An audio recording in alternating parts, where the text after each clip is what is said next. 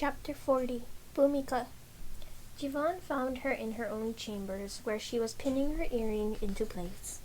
They were weighty things and couldn't just be worn through the lobe. Strands of gold had to be affixed in her hair to keep them in place and balance out the weight of them. Usually, she would have a maid help her, but today everyone in the household was preparing for the feast, and Bhumika had not wanted to rope a girl into the pointless task of getting her into her finery. So when she heard a rap on the door, she said, "Enter," and had the pleasure of watching Jivan jerk to a stop, embarrassment flitting over his face as he caught sight of her kneeling before her mirror, her sari a spill of dark wine silk around her. "My lady," he said, turning his face away. "There's no need for that," she told him. "I'm almost done." "What news?" "We have Lord Chitan," Jivan told her. "He was difficult." "Where did you find him?" "In his mistress's house," Jivan said. Bhumika gave a hum of acknowledgement. So he was hiding. "Not just him, my lady," he said. He still wasn't looking in her direction, so Bhumika did him the service of turning back to the mirror as she tried to hook another slender golden chain through her bound braided hair. "I found two of his allies in a nearby pleasure house. They do like to complain about the economy. I'm glad they're doing their part to keep it running." She heard Jivan snort. When she turned around once more, his face was expressionless. "Jivan," she said with a sigh as the chain slipped free from its pin, "could you find a maid for me? Any will do."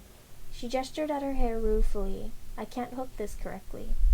His face, still so expressionless, did something complicated. A tightening of the jaw, a lowering of the eyes. He said haltingly, and then nothing more, but she understood. "If you don't mind," she said softly, "I'd be thankful." He walked over to her. He grasped one of the chains, held the hook delicately between his slender fingers, and raised it to her hair. She felt him touch one of her braids, a light pressure that shimmered through her. She saw his reflection in the mirror behind hers. Their eyes met. "Lord Chitan," he said after a moment. "Yes," Bhumika said when she found her words. "Please, take me to him." "I did not want to come here," Chitan said, lips almost bloodless with terror. "Lady Bhumika, why did you send your men for me? Why have you condemned me to this?" "Do you really believe there is anywhere you can run that the Yaksa cannot find you?" Bhumika asked. "They are our highest power. They live in every part of Ahiranya, in every root, every tree, every hope we have had for our past or our future. They want all our highborn present," she continued levelly. "So you will be present, Lord Chitan, for all our sakes, especially your own." He stared at her. For the first time she saw something in him, a perceptiveness she had not believed him capable of. Perhaps fear had briefly sharpened his mind into something of use. "You're afraid, Lady Bhumika," he said. "I have never seen you so afraid." She said nothing. She had no reason to be ashamed of her fear. Anyone would be a fool not to fear the Yaksa. They are real, then?" "They are. They look mortal." "So do I," Bhumika thought, "but I am not sure what I am anymore." Out loud she said, "I would show them the same respect you show your Yaksa idols on your shrine, Lord Chitan, if not more. They are exactly what they claim to be. No doubt they intend to prove it at the feast." She rose to her feet and signaled the nearest guard closer. "Bring Lord Chitan water, and fresh clothes if he wishes for them." The only men's clothing fine enough for his status had belonged to her late husband, but he did not have to know that. "Lady Bhumika." Something in his voice made her pause. "Yes." "Are they as they were in the tales, as in the birch bark mantras?" "They are." Bhumika searched for words. "All you must do," she said finally, "is show them respect and veneration. Do not think beyond that." "If they can see into our hearts," he blurted out, "our minds, then they will know." She felt an icy trickle down her spine. "What," she said slowly, "will they know?" He closed his eyes. "I told you, Lady Bhumika. I told you when we last met. Your rule has not been beneficial to all of us. We are Ahiranyi through and through, all of us. But Parijat Vipa." He paused, swallowing painfully, heavily. We are Ahirani. We benefited greatly under Parijati rule, and some of us have acted according to the interests of the nation. A leaden feeling in her stomach. Ah, the fool, the fool. I do not need to know more, she said when he moved to speak again. No, do not unburden yourself to me. It is far too late for that. Lady Bhumika, Lord Chitan, she snapped, with far more anger than she had intended. I thought I had impressed upon you the danger of turning on me. I thought you understood the danger you placed us all in. You are only one woman, he said thinly, but what will they do? You ask me for assurances. Her voice was incredulous. Well, I can give you none. You will have to hope they care less about mortal politics than I do. Will you tell them? Chitan asked. If they do not know, will you tell them? Will you demand justice? No, she said. I have no need to. She swept to the door, fury heavy in her. As you said, they already know what lies in your heart. They will make their own judgments, and you must hope they judge you kindly. Bhumika could not delay any longer.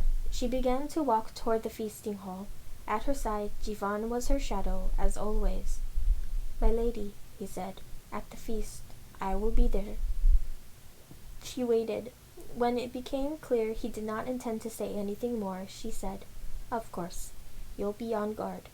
His boots thumped against the marble. Her own footsteps were a swish of silk. Their rhythm was discordant. If there is trouble, he said eventually, if you are in danger, I will intervene. I promise you. Intervene with the Yaksa? Yes. A brave thought, she said, but it would be a pointless act. However pointless it would be, I would try. I am capable of keeping myself safe, she said quietly, and if I can't, I would be happier knowing that someone I trust remained behind, alive, to deal with the consequences. It was like a beautiful garden in the hall, so beautiful that she could only pause for a moment and stare at it in awe. Creepers were draped from the ceiling, flowers bloomed at the lattice windows, a bed of sweet grasses rose from the floor that had once been plain sandstone. The mahal had long been fractured, broken by war and by root and flower, but the Yaksa had turned those flowers into architecture.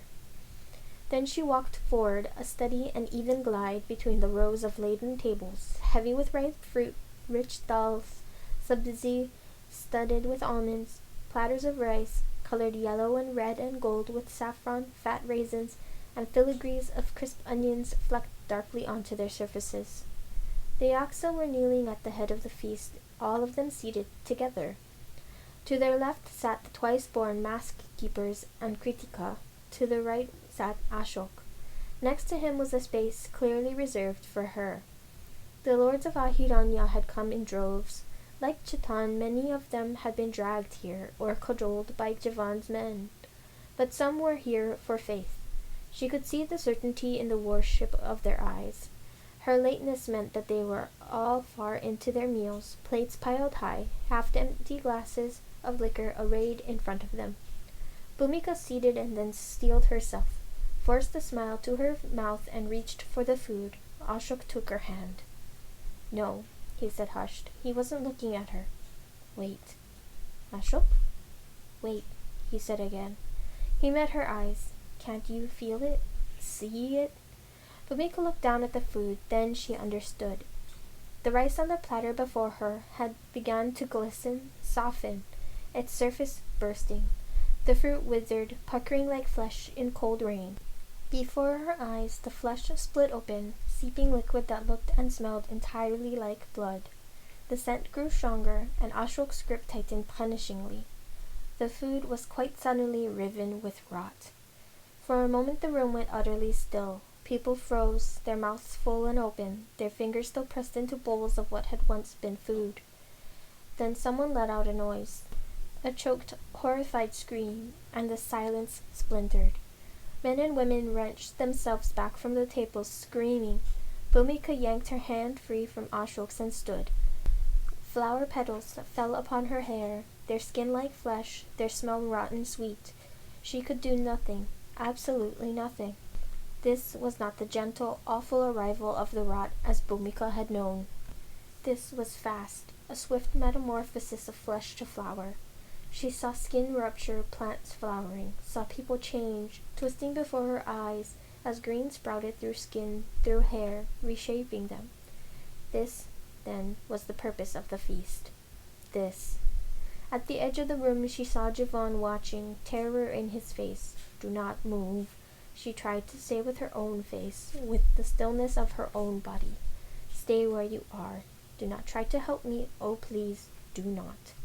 In front of him a woman collapsed to the ground, knocking over bowls and plates as she went. They rolled across the floor as she crawled between them, branches of wood forcing their way through her skin. In front of Bhumika, a man clutched his own face, made an awful broken noise as his fingers sank into the mossy softness. "We trusted once," Chandni was saying. Her voice was clear and bright as a song. Her unblinking eyes looked over the room of screaming, writhing people with serene compassion. "That was our error. We do not trust so easily now. Still we offer gifts." "Bow before us," Sanjana said, smiling. "Show your worship and loyalty, and we will ease the burden of our magic a little, so that you may continue to live." "Or do not bow," Senhil said, "and do not worship, and our magic will consume and keep you.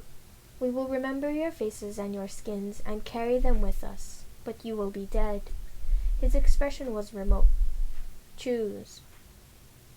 Bhumika looked at the room full of people, her people, the ones she'd sought to protect from the Empire and lead and provide a future. She looked at the panic in their eyes. Her limbs did not want to obey her, were trembling without her say-so. But she made them do her bidding. She walked, one step, another, stood herself before the Yaksa. She saw Kritika, a hand to her mouth, shaking. The masked keepers at her side were grey-faced. Ashok stared at her from his seat, his eyes wide and lost, as if he could not comprehend what was happening before him. She looked at the Yaksa who wore her family's faces. She knelt and bowed her head to the floor. Her jewelry clinked.